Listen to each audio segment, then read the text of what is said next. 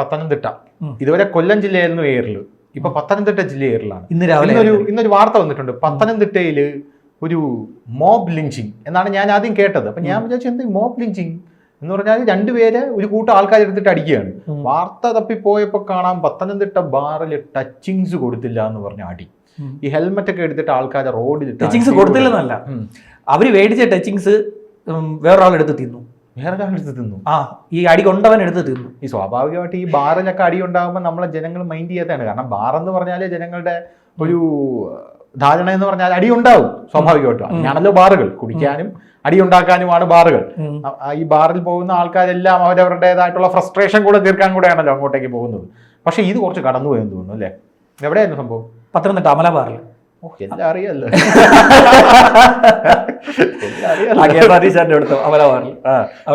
Stand അവിടെയാണ്. ശരി, continue. അതായത് ഇവര് ടച്ചിങ്സ് എടുത്തു വെച്ചു. പിന്നെ ഈ അടി കൊണ്ടവര് വന്നിട്ട് ഇതെടുത്ത് തിന്നു. ഇതെടുത്തില്ല. നമുക്ക് ക്ലിയർ ആയിട്ട് പോവാം, സ്ട്രെയിറ്റ് ആയിട്ട് പോവാം. ഞാൻ ഇതുവരെ ബാറിൽ കയറിയിട്ടില്ല. ബാറിൽ കയറാത്ത ഒരു ഹതഭാഗ്യനാണ് ഞാൻ. അപ്പൊ ഇവിടെ പോകുമ്പോൾ ഉള്ള ഫോർമാലിറ്റീസ് എന്തൊക്കെയാണ്? ഇവിടെ പോകുമ്പോൾ ഉള്ള ഫോർമാലിറ്റീസ് എന്താണെന്ന് എനിക്ക് അറിയില്ല. എന്ന് പറഞ്ഞാൽ എങ്ങനെയാണ് ഇവിടെ പോകുന്നത്, എങ്ങനെയാണ് ഇവിടെ സെർവ് ചെയ്യുന്നത്, അപ്പൊ ടച്ചിങ്സ് എങ്ങനെയാണ്, അത് എങ്ങനെയാണ് കൂടുക, അത് ഫോർമാലിറ്റീസ് നമുക്കറിയില്ല. ഇപ്പൊ കാണുന്ന പല ആൾക്കാർക്കും അറിയത്തില്ല. ഇവര് 4 പേര് കിടന്ന് മേടിച്ച് വെച്ച് കഴിച്ചുകൊണ്ടിരുന്നതാണ്. അപ്പൊ ഇവര് ടച്ചിങ് വെച്ചിട്ടുണ്ടായിരുന്നു. എങ്ങനെ കഴിക്കുന്ന ഹോട്ടൽ പോലെ ഓരോ വേറൊരാൾ വന്ന് എടുക്കുന്നത് മദ്യലഹരിയിൽ വന്ന് എടുത്തായിരിക്കുമോ? ഇവര് 4 പേരും കാര്യം പറഞ്ഞ് മദ്യപിച്ചുകൊണ്ടിരിക്കും. ഒരു ഹോട്ടലായിട്ട് സങ്കല്പിക്കാം. ഹോട്ടലിൽ ഞാൻ ഭക്ഷണം കഴിച്ചുകൊണ്ടിരിക്കുമ്പോൾ എന്റെ ബിരിയാണിയിൽ അപ്പുറത്തിരിക്കുന്ന ആൾ വന്ന് കഴിക്കുമ്പോൾ അതിന് മുട്ട എടുത്ത് തിന്നു, പിന്നെ ചിക്കൻ എടുത്ത് തിന്നു. ഇങ്ങനെയൊക്കെയുള്ള പരിപാടികൾ മറ്റേ ആള്. അപ്പൊ ഇവര് 4 പേരും വന്നതാണ്. ഈ വന്നവർ 2 പേര് ആരാന്ന് ഇവർക്ക് മനസ്സിലാകുന്നില്ല. ഇവര് കാര്യം പറഞ്ഞിരുന്ന് മദ്യപിച്ചു. ടച്ചിങ്സ് എടുത്ത് കഴിച്ചവനാണോ അടി കൊണ്ടവൻ? അതെ, ടച്ചിങ്സ് എടുത്ത് കഴിച്ചവനാണ് അടി കൊണ്ടത്. അവന്മാർ 2 പേരോട് ഇതിനെന്നിട്ട് ഇവന്മാർ കൂളായിട്ട് വന്നിരുന്ന് അവരുടെ എടുത്ത് കഴിച്ചു. ഞാൻ ചോദിച്ചപ്പോൾ എനിക്ക് അറിയാൻ കഴിഞ്ഞിരിക്കുന്നതെന്ന് വെച്ച് കഴിഞ്ഞാൽ, നമ്മളിപ്പം എന്നെ കുറച്ച് മുമ്പേ ഒരു കഥ ഇങ്ങനെ അവിടുത്തെ റിപ്പോർട്ടറിനെ വിളിച്ചോളൂ, മനോട്ടൻ പറയുന്നത് വെച്ച് കഴിഞ്ഞാൽ ടച്ചിങ് മാത്രമല്ല, ഇവര് ടച്ചിങ് എടുത്തിരുന്നു, പിന്നെ ഇവര് ഒഴിച്ചു വെച്ച മദ്യം എടുത്ത് കുടിച്ചു. അവന്മാർ മദ്യവും കുടിച്ചു. പിന്നെ അടിപൊട്ടാൻ വേറെ ഒരു വഴിയും വേണ്ടല്ലോ. ഇവിടെ കൊല്ലത്ത് പപ്പടം കൊടുത്തില്ല എന്ന് പറഞ്ഞ അടി കൊടുക്കുന്ന ആലപ്പുഴയിൽ ആദ്യം പപ്പടലഹള നടക്കുന്നത്. പിന്നെ അത് കൊല്ലത്തേക്ക് വ്യാപിക്കുമായിരുന്നു. കൊല്ലത്തേക്ക് വ്യാപിച്ചല്ല, കൊല്ലം അതിനെ ചേസ് ചെയ്തു. പിന്നെ അത് ചേസ് ചെയ്തിട്ട് കൊല്ലത്ത് ഈ പ്രശ്നം ഉണ്ടായി. പക്ഷെ ബാറിൽ എപ്പോഴും അടി കിടക്കുന്നതാണ്. പക്ഷെ ഇത് കുറച്ച് കൂടി പോകുന്നു. ഇത് ഇത്തിരി കടന്നുപോയി, നല്ല അടിയായിപ്പോയി. ഹെൽമെറ്റ് ഒക്കെ വെച്ച് അടിച്ചത്. ഹെൽമെറ്റ് അടിച്ച് കൊല്ലത്തും ഇപ്പം പറഞ്ഞ 2 ദിവസം മുമ്പ് കൊല്ലത്ത് നമ്മുടെ റോസ്മലയിൽ പോയതിന്റെ തർക്കത്തില് ഹെൽമെറ്റ് വെച്ച് അടിച്ചു. ഹെൽമെറ്റ് വെച്ച് അടിക്കുമ്പോൾ ഭയങ്കര, ഇപ്പോഴത്തെ ഹെൽമെറ്റ് എന്ന് വെച്ചാൽ ചെറിയ സാധനമല്ല, നല്ല പവർ ഉള്ളത്. ഇപ്പം നല്ല ക്വാളിറ്റി ഉള്ള ഹെൽമെറ്റ് ആണ്. ഈ വണ്ടികളുടെ കൂടെ വണ്ടി മേടിക്കുമ്പോൾ നമുക്ക് നല്ല ക്വാളിറ്റി ഉള്ള ഹെൽമെറ്റ് ഒക്കെ തരുന്നതായി. ആ ഹെൽമെറ്റ് വെച്ചിട്ട് അടിയിട്ടെന്ന് വെച്ചാൽ ചെറിയ കാര്യമല്ല, ഭയങ്കര പ്രശ്നമായി. കുഞ്ഞു കുഞ്ഞു കാര്യങ്ങൾക്ക് ഇപ്പോൾ പ്രശ്നങ്ങൾ ഉണ്ടാകുന്നേ. ഇപ്പൊ പത്തനംതിട്ട ഏറിപ്പോയി. ഓരോ ജില്ലകൾ ഓരോ ദിവസം ഏറിപ്പോയിക്കൊണ്ടിരിക്കുക. പത്തനംതിട്ട നേരത്തെ വിഷയങ്ങളുണ്ട് അവിടെ. എന്താണ്? കുറെ കഥകളുണ്ട് അവിടുത്തെ 2 മാസം മുമ്പ് ഒരു സംഭവം ഉണ്ടായെന്ന് അറിയത്തില്ലേ? വരൻ മദ്യപിച്ച് കല്യാണത്തിനെത്തി, വധു വിവാഹത്തിൽ നിന്ന് പിന്മാറി. അങ്ങനെ സംഭവം ഉണ്ടായി. വരൻ ധൈര്യത്തിന് വേണ്ടി മദ്യപിച്ചിട്ട് വന്നു, വധു കല്യാണത്തിൽ നിന്ന് പിന്മാറി. പിന്നെ 6 വർഷം മുമ്പ് മരിച്ചുപോയ ഒരാള് കഴിഞ്ഞ തെരഞ്ഞെടുപ്പിൽ പത്തനംതിട്ട വോട്ട് ചെയ്തു. കേരളത്തിലുടനീളം അവിടെ ഇവിടെയൊക്കെ നടക്കുന്ന കണ്ണൂരൊക്കെ നടക്കുന്നത്. അവിടെ ഒരുപാട് സംഭവങ്ങളുണ്ട്. പിന്നെ നീർനായക്ക് ലൈറ്റ് വെച്ച പരിപാടി ഉണ്ടായിരുന്നു. അതെന്താ സംഭവം? നീർനായക്ക് നമ്മൾ ഈ ഉത്സവത്തിനൊക്കെ പോകുമ്പോഴത്തേക്ക് നമ്മുടെ മറ്റേ ഈ കൊമ്പുണ്ടല്ലോ, ലുട്ടാപ്പിയുടെ കൊമ്പ് പോലെ ഒരു കൊമ്പ് കിട്ടത്തില്ലേ, ആ ഒരു സാധനം ലൈറ്റ് കത്തും അതിനകത്ത്. അത് നീർനായെ പിടിച്ച് ഇവന്മാർ എങ്ങനെയോ വെച്ചു കൊടുത്തു നീർനായക്ക്. നീർനായ ഇതും വെച്ചോണ്ട് വെള്ളത്തിൽ പോയി. ആൾക്കാരോട് പേടിച്ചു. ഒന്നാമത് നീർനായ കണ്ട ഒരു ഭീകര ജീവിയാണ്. ഇത് കണ്ടു കഴിഞ്ഞാൽ പേടിക്കും നമ്മൾ അതിനെ കണ്ടു കഴിഞ്ഞാൽ. ഇതിന് ലൈറ്റ് വെച്ചു കൊടുത്തമാര്. ലൈറ്റ് വെച്ചു കൊടുത്താൽ എങ്ങനെ എന്തായി? ക്ലൈമാക്സ് എന്തായി? ആൾക്കാർ പേടിച്ചു. പോലീസ് അറിഞ്ഞു. പോലീസ് വന്ന് നോക്കിയപ്പോൾ നീർനായ സാധനം. എന്തോ ഒരു ഇത് മറ്റേ എന്താ പറയാ, അത്ഭുത ജീവി എന്നൊക്കെ പറഞ്ഞിട്ട് ആൾക്കാർ കണ്ടു. ഈ വരുത്തു പോക്കെന്നൊക്കെ പറയുന്നത്.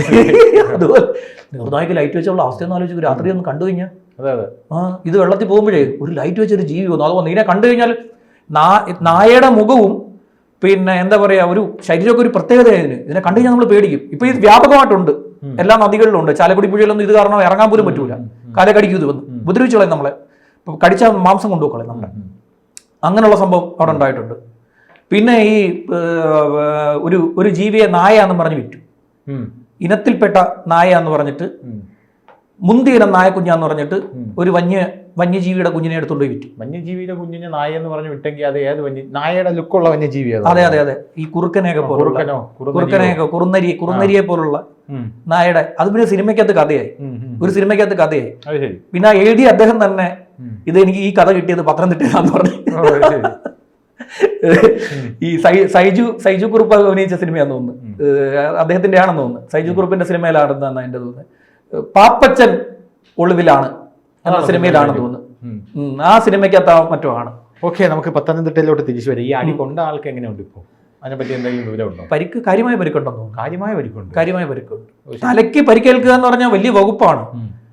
307 എടുക്കും, 307 എടുക്കും, കരുതി കൂട്ടി വധശ്രമം, വലിയ വകുപ്പാ. മദ്യലഹരിയിലായിരുന്നു എന്നുള്ളതിനൊരു ആനുകൂല്യം കിട്ടില്ലേ? എവിടെ? അതെങ്ങനെ ആനുകൂല്യം കിട്ടുന്നേ? മദ്യലഹരിയിലായിരുന്നു ശിക്ഷ കിട്ടാൻ കൂടുതൽ വകുപ്പാവും. പുള്ളിക്കൊരു പ്രൊവിഷൻ ഉണ്ടല്ലോ. പുള്ളി ഒന്നാമത് മദ്യപിച്ചിരിക്കുന്നു. മദ്യപിക്കാൻ പോകുന്നത് എന്തിനാ ബാറിൽ പോകുന്നത്? ഫ്രസ്ട്രേഷൻ കൊണ്ടാണ് പോകുന്നത്. അങ്ങനെ പോകുന്ന ആളുടെ ഈ പിച്ചച്ചട്ടി കയറ്റ് വരുമ്പോൾ ടച്ചിങ് കയറ്റ് അടി കൊടുക്കാതെ ഈ മദ്യപിക്കുന്നവർക്കിടയിൽ ഒരു ചെറിയ പ്രശ്നമുണ്ട്. ചിലർ പല സ്വഭാവമാണ് മദ്യപിക്കുന്നവർ. ചിലർ കരയും, ചിലർ ചിരിച്ചുകൊണ്ടേയിരിക്കും, ചിലർക്ക് പിന്നെ എല്ലാവരോടും ദേഷ്യമായിരിക്കും, ചിലർക്ക് പിന്നെ ഉപദ്രവിക്കും, നാട്ടുകാരെ ഉപദ്രവിക്കും, ചിലർക്ക് യാത്ര പോകണം, തെറി പറയും. ഞങ്ങളുടെ ഒരു കക്ഷി കരയുന്നതും ചിരിക്കുന്ന ആൾക്കാരൊന്നും പുറത്തു വരില്ല. പക്ഷെ നാട്ടുകാരെ തെറി വിളിക്കുന്ന ആൾക്കാരും ദേഹോപദ്രവം ചെയ്യുന്ന ആൾക്കാരുമാണ് ഏറ്റവും കൂടുതൽ പുറത്തു വരുന്നത്. പിന്നെ വേറൊരു ഡിഫറന്റ് ആയിട്ടുള്ള മനുഷ്യരുണ്ട്. മദ്യപിച്ച് ഓടെ കിടക്കുന്ന ആൾക്കാരുണ്ട്, മദ്യപിച്ച് കവിത എഴുതുന്നവരുണ്ട്, കഥ എഴുതുന്നവരുണ്ട്. ഞങ്ങളുടെ ഒരു കക്ഷിക്കാരനുണ്ട്. കക്ഷിക്കാരനുണ്ടെന്നല്ല, ഞാൻ ചെയ്തൊരു പഴയൊരു വാർത്തയാണ്. പുള്ളി എന്ത് പറഞ്ഞാലും തെളിവോട് കൂടി മാത്രമേ സംസാരിക്കും. എന്തിനും പുള്ളി തെളിവ് നിരത്തും. അപ്പോൾ പുള്ളി ഇതുപോലെ ഇങ്ങനെ ഇരുന്നപ്പോൾ ഒരു ദിവസം പുള്ളിയും കൂട്ടുകാരും എല്ലാവരും ഇരിക്കുക. അപ്പോൾ സംസാരിച്ചുകൊണ്ട് പുള്ളി പറഞ്ഞു, ഏറ്റവും നമ്മൾ വിളിച്ചു കഴിഞ്ഞാൽ വിളിപ്പുറത്തെത്തുന്ന ആദ്യത്തത് ഫയർഫോഴ്സ് ആണെന്ന് പറഞ്ഞു. അപ്പം കൂട്ടുകാർ പറഞ്ഞു അല്ല ആംബുലൻസ് ആണെന്ന് പറഞ്ഞു. വേറൊരു കക്ഷി പറഞ്ഞു പോലീസാന്ന് പറഞ്ഞു. പുള്ളി പറഞ്ഞു അല്ല ഫയർഫോഴ്സ് ആണ് ആദ്യം വരുന്നതെന്ന് പറഞ്ഞു. അങ്ങനെ പുള്ളി തെളിവ് നിരത്തണമല്ലോ, എന്ത് പറഞ്ഞാലും പുള്ളി തെളിവ് നിരത്തും. പുള്ളി ഫയർഫോഴ്സിനെ വിളിച്ചിട്ട് പറഞ്ഞു ഇവിടെ ഒരാൾ കിണറ്റിൽ വീണ് കിടക്കുന്നു. കൊച്ചുകൂട്ടന്റെ വീട്ടിൽ, കൊച്ചുകൂട്ടൻ എന്ന് പറഞ്ഞ ആളുടെ വീട്ടിൽ കിണറ്റിൽ ഒരാൾ വീണ് കിടക്കുന്നെന്ന് പറഞ്ഞു. ഫയർഫോഴ്സ് പറഞ്ഞു വന്ന്. അപ്പം പറഞ്ഞു പുള്ളി തെളിവ് നിരത്താനാണ് പുള്ളി ചെയ്തത്. ഫയർഫോഴ്സ് വന്നപ്പോ എന്തുവാ, ഈ കൊച്ചുകൂട്ടന്റെ വീട്ടിൽ ശരിക്കും കിണറില്ല. ആ വീട്ടിൽ കിണറുമില്ല. ഇല്ലാത്ത കിണറ്റിലാണ് കുട്ടി വീണെന്ന് പറഞ്ഞു. പുള്ളിക്കെതിരെ കേസെടുത്തു പോലീസ്. ഫയർഫോഴ്സ് കൊണ്ടുപോയി പോലീസ് സ്റ്റേഷനിൽ പരാതി കൊടുത്തു. ഇത് വാർത്ത ഏതാ? ഇത് കുറച്ച് യൂട്യൂബിൽ അടിച്ചാൽ വാർത്ത കാണാൻ പറ്റും. പുള്ളി എല്ലാത്തിനും തെളിവ് വരുത്തും. മദ്യലഹരിയിലാണോ ഇങ്ങനെയൊക്കെ ചെയ്യുന്നത്? പുള്ളിക്ക് എല്ലാത്തിനും തെളിവോട് കൂടി സംസാരിക്കാൻ പറ്റുള്ളൂ. അല്ല, മദ്യപിച്ചിട്ടാണോ പുള്ളി ഇങ്ങനെ ഫയർഫോഴ്സിനെ വിളിച്ചത് ആ സമയത്ത്? മദ്യപാനികളെ കുറിച്ച് സംസാരിച്ചുകൊണ്ടിരുന്നത് പത്തനംതിട്ട പല ആൾക്കാരുണ്ടല്ലോ പത്തനംതിട്ട പല ആൾക്കാരുണ്ടല്ലോ മദ്യപാനത്തിൽ. അപ്പൊ ഈ ഞാൻ ചോദിക്കുന്നത്, ഞാൻ ബാക്ക് ടു എന്റെ ക്വസ്റ്റ്യനിലേക്ക് വരികയാണ്. അപ്പൊ ഈ അടി കൊണ്ട ആളിപ്പോ സീരിയസ് ആണെന്നാണ് പറയുന്നത്? അതെ, കാര്യമായി പരിക്കേറ്റിട്ടുണ്ട്. ചെറിയ കാര്യങ്ങൾക്ക് നമ്മൾ പറയുമ്പോൾ ചെറിയ കാര്യങ്ങളിൽ പ്രകോപിതരാകുന്നു, കുഞ്ഞു കാര്യങ്ങൾക്കാണ് ഈ പ്രകോപിതരാകുന്നത്. അതാണ് വാർത്ത. ഇപ്പൊ പത്തനംതിട്ട ജില്ല ഏറിൽ എന്ന് നമുക്ക് പറയാൻ പറ്റില്ല. ഈ പറയുന്ന എല്ലാം കുറ്റകൃത്യമാണ്. അവർ ചെറിയ കാര്യത്തിൽ ഇവർ പ്രകോപിതരാകുന്നു. അത് ഒരു ജില്ലയെന്നോ ഒന്നും വ്യത്യാസമൊന്നുമില്ല. ഇതിനകത്ത് ജില്ലയെന്നോ സംസ്ഥാനമെന്നോ വ്യത്യാസമൊന്നുമില്ല. ഞാനൊരു കാര്യം ചോദിക്കട്ടെ, ഈ നടക്കുന്ന കുറ്റകൃത്യങ്ങളിൽ ഭൂരിഭാഗം കുറ്റകൃത്യങ്ങളിലും പ്രധാന പങ്ക് മനുഷ്യൻ എന്നുള്ളതിലുപരി ലഹരി അല്ലേ വഹിച്ചിരിക്കുന്നത്? അതെ, ലഹരിക്ക് അടിമപ്പെട്ടല്ലേ പല ആൾക്കാരും പല കുറ്റകൃത്യങ്ങളും ചെയ്തു പോകുന്നത്. പിന്നെ ഇത്തരത്തിലുള്ള ആൾക്കാരെ നമുക്ക് എങ്ങനെ റീഗെയിൻ ചെയ്ത് കൊണ്ടുവരാൻ സാധിക്കും? ഇവിടെ മദ്യം മാത്രമല്ല പ്രശ്നം. ഇവര് ബാറുകൾ പൂട്ടിയതോടുകൂടിയാണ് MDMA കച്ചവടം ഇത്രയും വ്യാപകമായത്. ബാറുകൾ പൂട്ടുക എന്ന് പറയുന്നത് ഏറ്റവും വലിയ അബദ്ധമാണ്. ബാറുകൾ പൂട്ടുക, നമ്മൾ ഈ പറയുന്ന പോലെ ബാറുകളും മദ്യശാലകളും അടച്ചുപൂട്ടി കഴിഞ്ഞാൽ ഇവരെന്താ പറയുക, ഈ ലഹരി ഉപയോഗിക്കുന്നവർ വേറെ മറ്റൊരു ഘട്ടത്തിലേക്ക് കടന്നു. മറ്റൊരു കട്ടത്തിലേക്ക് സാനിറ്റൈസർ എടുത്ത് കുടിച്ചവരുണ്ട്.